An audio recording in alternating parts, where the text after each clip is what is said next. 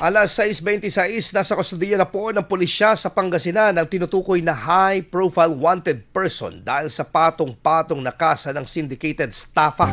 Sa isinagawang operasyon po ng Malasiki, Pangasinan, anong Martes, January 6, kinilalang akusado na isang negosyante at may-ari ng JRL Quarta Trading Corporation na si Joshua Rosario Layacan at residente ng San Carlos City.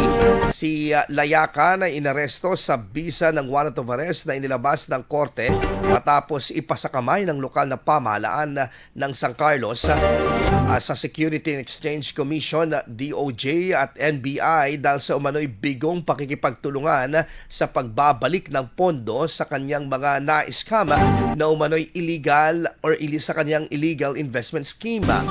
Naharap si Layacan sa 4 na bilang na kasong syndicated staffa na walang inirekomendang piyansa. Isa lamang si Layacan sa mga akusado sa naturang investment scheme na umabot sa milyon-milyong piso ang nalikom ng walang ibinabalik na pondo sa mga nahikayat na investors.